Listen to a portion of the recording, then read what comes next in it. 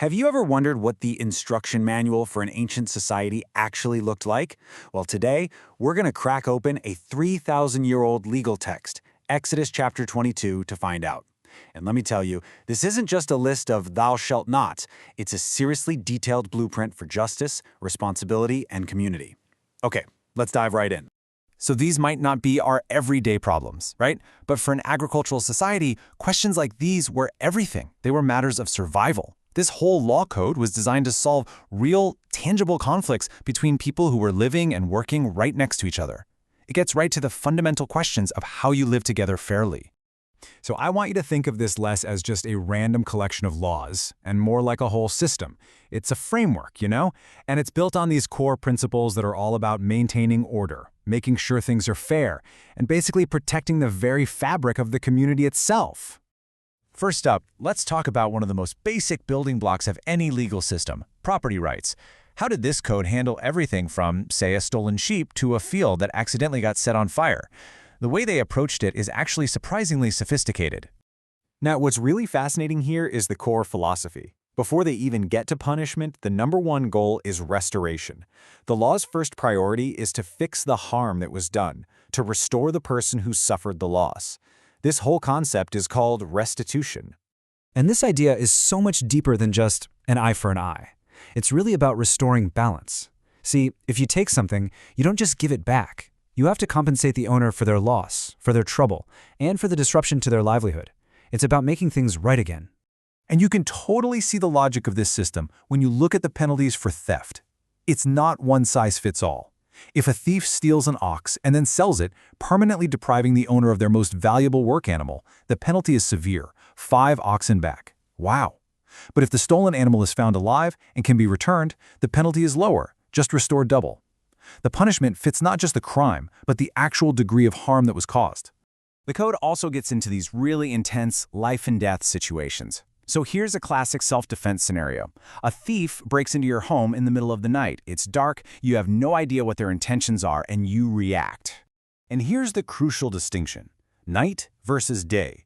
At night, the law basically assumes the intruder could be a lethal threat, so using deadly force is seen as justified. No blood guilt. But in daylight, when you can clearly see the thief is just trying to steal your stuff, killing them is considered going too far. The homeowner is expected to restrain them and then use the legal system to get restitution. And this whole principle of personal responsibility, it goes way beyond just intentional acts. If your carelessness causes damage, if your ox wanders off or your campfire gets out of control, you are still on the hook. The law says you have a duty to manage your stuff and your actions carefully. And if you fail, you have to make it right. Simple as that. Okay, so now we're going to shift gears. We're moving from laws about property to laws about people. This section gets into some much more personal stuff. We're talking social contracts, sexual ethics, and offenses that were considered so severe they were actually punishable by death. So check this out. Here's a law that addresses a very specific social situation. If a man sleeps with a virgin who isn't engaged, he immediately has an obligation. He has to pay her bride price and offer to marry her. But notice the balance of power here. Her father still gets the final say. He can say no way to the marriage, but the man still has to pay the dowry, which compensates the family for the daughter's now diminished marriage prospects. The text then moves into its 3 capital offenses. Now, the first one listed is a prohibition against sorcery. You have to remember, in a society where divine favor and curses were seen as very real forces, this was viewed as a direct threat to the spiritual and physical well-being of the entire community. The second capital crime is bestiality. This was considered a profound violation of the natural, created order. It was seen as a kind of corruption that just could not be tolerated within the community.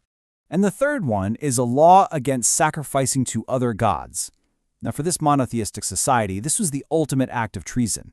It wasn't just against the state, it was against the divine king, who was the source of the law itself.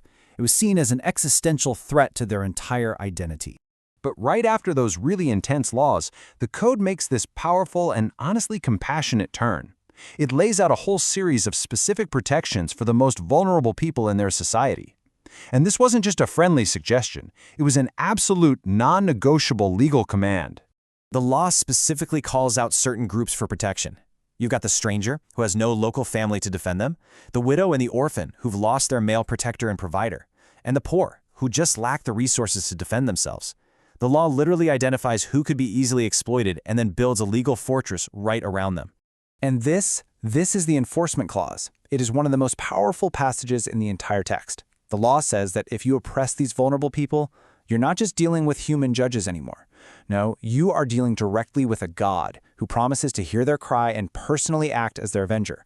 It raises the stakes from just a civil matter to a divine one.